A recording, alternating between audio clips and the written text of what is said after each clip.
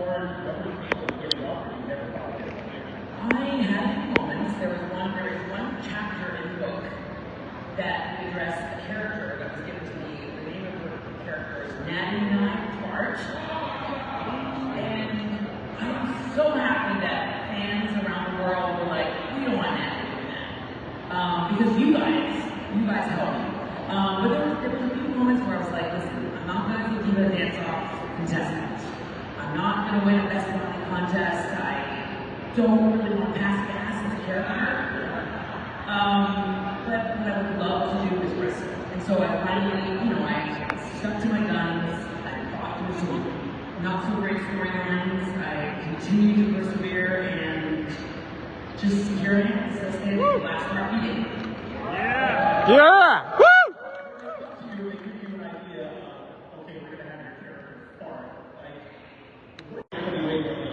I was just totally stunned when they brought that idea to me, and it's actually a really funny chapter in the book, but one of the writers of the WWE creative team coming outside of the production office and saying, hey man, I love this idea, and in my mind I was like, finally they brought a really, really great idea for me. Finally, like, my ship was gonna come in. And so he was like, listen, it's not my idea. And I was like, why does he keep on, like, saying it's not his idea? Clearly he's embarrassed about this idea. And he's like, listen, it's this idea where, you pass gas. And you just keep passing gas. And it's gonna lead to something really cool. We don't know what it is yet. But down the road it'll be really, really cool. And I was just like, I can either say a hard no and come off like a diva. or I could say, yes, whatever you guys need, I'm going to make it amazing. And I decided to say, yes, I'll make it amazing. And I was like, what in the am I doing? And persevere, and like I said, fans will want that. How's your going in a direction? Yes. About 6 weeks after doing that storyline, one of the writers came up to me and was like, yeah, I don't think we're going to do that anymore. The fans don't really think it's a good look for the girls. And I was like, no shit. Thank goodness for that. Thank goodness for that.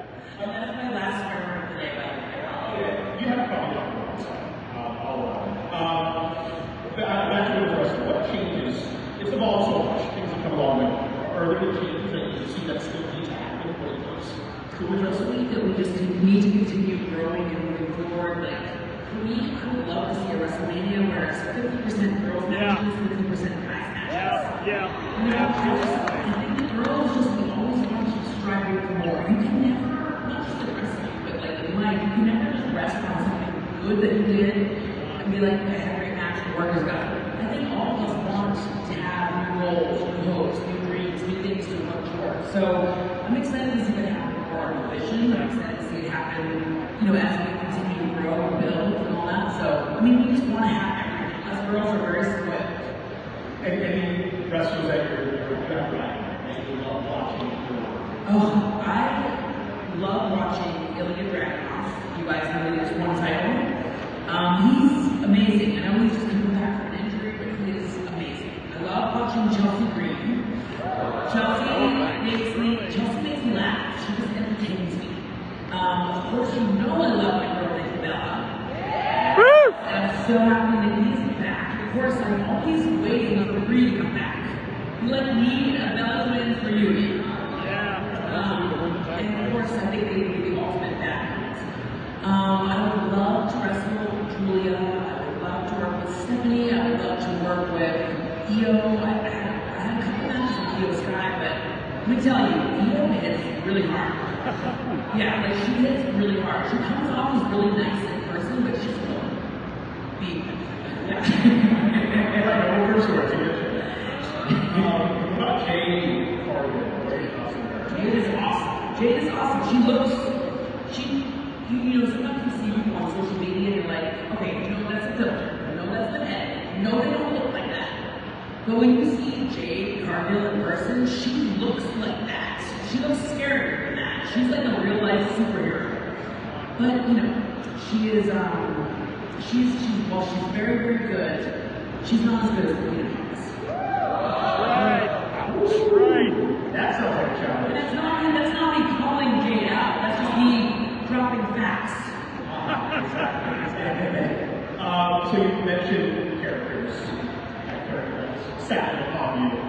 wrestling is all about being able to talk characters and personalities. How has yours evolved over the years? And what was the point in your career when your character was close to real life personality? Like Total Divas helped a lot of us girls, come out of our shells, and it was the first time that people could really get a look backstage, and it allowed people to really see our personalities. So it wasn't just, for Total Divas, but see us in a little pre-tape backstage, you didn't really know much about us. Then we get on Total Divas. I was on all 9 seasons of Total Divas across 7 years. I mean, listen, guys, I was a part of so much drama. I caused so many problems. I stirred the pot. I threw Rama's luggage into the ocean. Oh, I remember that one. I drunk dialed Stephanie McMahon. Oh, jeez. Yeah, that was not one of my fire moments. But I just had such a great time on that show, and we really we drew in more women viewers. And a lot of women had never watched WWE before, but they watched Bravo and Real Housewives and the Kardashians. They would watch Total Divas, and then they would come to our show. So Roxanne Perez, Tiffany Stratton, and Maxine Dupree, and Bianca, those 4 girls, they all got into WWE because they loved Total Divas, which is really cool. Where would you say your character is now? The Loki legend. She is ready to make an impact. She's just waiting for the right moment. So she's waiting for the right moment. No spoilers, but Becky Lynch is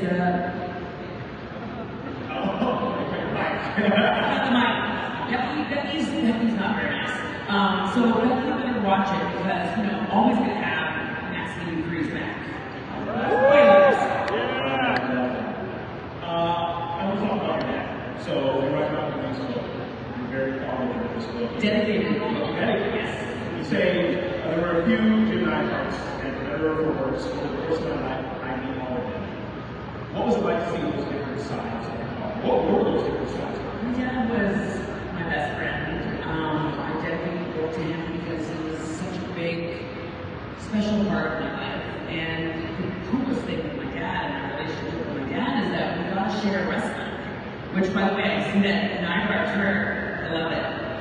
My dad and I got to share wrestling together because my sisters didn't wrestle, so they didn't have that same connection that I have with my dad. But just like any great relationship, it was at moments, at times it was complicated, it was complex. So it was very therapeutic for me to be able to share a lot of those ups and downs with all of you in the book. And to say you can love somebody so much, but you can also be honest and open about times that you've gone through their hard to talk about moments where you get personally hurt. So it was nice to be able to talk about it. I wish my dad was here today so that I could hand him a copy of the book, and I know that he would be so proud of it. That's something when I wrote the book, not to digress, but every single person that is mentioned in this book, I would truly be proud to give him a copy of the book and say, I want you to read it. I never wanted to make this book about the bombshell, tell-all, how to be very exploited. I wanted this book to be something that people that are in it, that are mentioning it, they're really proud to read it. Yeah, that's awesome. So you share some wonderful stories in the book. Are there any stories that stand out to you as your absolute favorite? And I don't want to spoil it. I want people to read it, but is there any story that you can kind of give a little piece of? My wedding is crazy and chaotic. Really? My dad, let's just say he likes his guns. But my dad, the day of my wedding, my dad could not find his shirt, could not find his shoes, he was hot. It was so funny, there was a hurricane coming in that day, it was the wedding was in Tampa, Florida, and so there was this crazy storm going in. It was supposed to be outside, the wedding was supposed to be outside. Of course, everything that could go wrong on my wedding day went so wrong. My cat had some sort of stomach ache, and he was going crazy everywhere, and he peed in this guy's bed. The owner of the house, we rented this huge house. My cat went to the bathroom in the owner's bed, and the guy comes in, and I'm changing into my wedding gown, and the cat poops in his bed. It was crazy. It's a very, very funny chapter. I can't wait for you guys to read it. Also, the chapter that the great Colby and I go on a road trip. That chapter is so funny because, the great Colby, you guys don't know who he is. He's a 7'1" giant. And he was a big, big star in WWE. And this man loved his food. I bet. I mean, he ate like nobody's business. But the problem was that he wanted me to eat as much as him. And I was like, Colby, I can't eat as much as you, especially because I'm about to wrestle Michelle McCool Layla in like a half an hour. And spandex is not always very forgiving. So, there's some really fun chapters that are going to make you guys laugh. There's chapters that are going to make you cry. People are getting through the book really fast and they're saying, like, we can't put it down. We can't put it down. We were reading it really fast. It's making us laugh, cry, feel everything. So, and I gave the book to several of the superstars backstage at WWE, like Bayley, Bianca, Nia Jax, to name a few, and I wanted to get like real feelings of what, like, as they were reading the book. I wanted to it was my little focus group study. I was like, let me pick my girls backstage and see what they think. And let me tell you, Nia Jax is very honest. So I wanted to see what they thought, and they all had different takes in the book, but they loved the story. They understood the story. It made them laugh and made them cry, and they could not wait to get to the next chapter, which is what I love hearing. I love that they support you. Are you guys all really close off camera? All the female wrestlers out there? There's a lot of drama that goes on in the girls' locker room. I'm not going to spill that to you for free. Okay. I will. But no, we're a sisterhood. There's moments that we have conflict. There's moments that we're not all best friends. But there's moments that we really come together. Like, for example, on Monday Night Raw this week, I was there backstage, and the girls made it into the show. So we had this little locker room celebration. It was so much fun. It was really good. We all toasted, and Nikki Bella was backstage, and we all had this little party in the locker room celebrating the girls. Made it into Monday Night Raw. So we had that bond. So you're not fellowshipping backstage, but wrestling in the ring. And ask your favorite story. What's your favorite match over your career? What's a match that sticks out to you? I have several favorite matches, but the one that was a really defining, very pivotal moment for me, a match that I just was never able to get out of my head, was a match that I had in 2017 at SummerSlam against Naomi. And That's what you want to get. I won the championship, but it was about so much more than the championship. It was like both of us in our respective rights. We both felt like we were always fighting for more. We were always fighting for more recognition. We were always fighting to not be, we didn't always want to be the bridesmaid. We wanted to be the bride. And she found out that I was winning the title. She was so excited for me. She was more excited than anyone that I was going to take her championship from her. And I love that because it's just so nice when we can celebrate each other, we can celebrate each other's wins. Because listen, if somebody was taking my championship, I'm going to throw his win. But she was so happy for me, and she's such a great friend. And it was the first time in my career, and I read about this in the book, it was the first time in my career that I really felt like I was worthy of being a champion. I know that she's a little unreal right now, but potential rematch coming up in the future. She knows that, when she comes back, it's on. All the girls are like, we're wrestling Naomi. As soon as she has that thing, she's back. That would be awesome to see.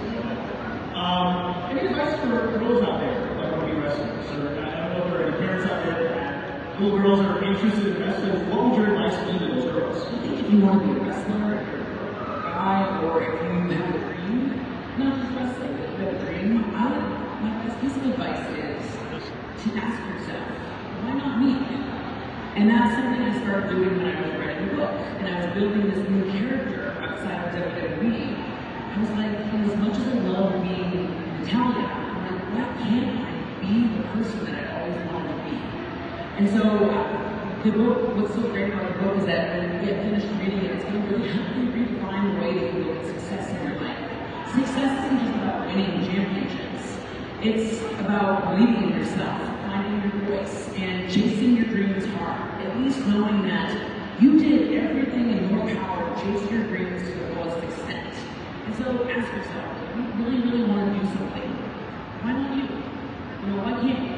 And so I think that it's a lot about finding your voice, having goals, chasing your dreams, and if you're a student of the game, of course, you know, there's always a dungeon. It seems like WWE has been very helpful in letting you find that voice, letting you go outside and find who you are. How great was that? It's been great. It's really cool. It's the first time ever that they've let somebody build a character outside of WWE. And I loved it because, you know, I was talking to somebody the other day about this, but success doesn't come and knock on your door and find you. You know, you can't just stay in your house and just hope somebody's going to bring you something, bring you an opportunity. If you want something and you want to be successful and you want to reach your dreams, you gotta chase it. You gotta go after it, you gotta fight for it, and it's worth it. The distraction and the con and the fighting for your dreams, like when you finally reach your dreams, it feels so much better than having anything handed to you. You know, which is cool that I can explain that because a lot of people, they look at me and it's just heart animation. Hard, as a wrestler, your family, it must have been adorable, but for me, it was so different. Like, I struggled to get hired. And I struggled for about 5 years to get hired, and I think WWE was just so sick of me, like, knocking down the door, that they were like, okay, just give her a job. And I'm glad that they made me work for it, because it's been so worth it now, almost 2 decades later. I'm still standing, I'm still body slamming people, I'm still punching girls in the nose. Woo! Very much like it. Yeah. That will never get tired of that, right? Ever. When are we going to see that in WWE? You know, you're doing things on the outside. Where are we going to see that with WWE? Natty comes to play when Natty wants to come to play. So, I know Becky Lynch had put out a tweet saying, like, you know, where's this scary Natty? Where is she? Like, you know, we keep seeing her on the indies, we keep seeing her. She's like, is she too scared to come play with us? And I was like, Becky doesn't get to dictate when I come back to work. Natty dictates when Natty comes back to work. Yeah. Woo! Ow! Ow! She and I have some business. I'll keep an eye out for that one. Any final takeaways from the book? Anything you want people to know about the book? What would be the biggest takeaway you want people to have from this book? I just want people to be entertained. I want people to realize that when you finally let yourself be your real, true, authentic self, and you stop worrying about making everyone else happy, it's really when you start doing your best work. And I saw that with a close friend of mine, Rhea Ripley. You know, Rhea has talked about, you guys know Rhea Ripley, right? Rhea has talked about it before, but like she really started doing the best work at WWE, and she just started being herself. And so I want people to read the book, be able to embrace all their quirks, all their ups and downs, and to know that, like, if everything was easy, if life was easy, there would be nothing to figure out. And part of figuring it out makes you such a strong person. And that's why you gotta go through the good times and the bad times to really figure out who you are and find your voice. But if you guys are reading the book, on social media, ask me questions, give me feedback, give me comments. I can't even tell you guys how much I love to see all your feedback. Like, I'm, you know, supposed to be answering emails and getting back to family members, and I'm on Twitter, like, writing essays that people want. You're like, whoa, this is that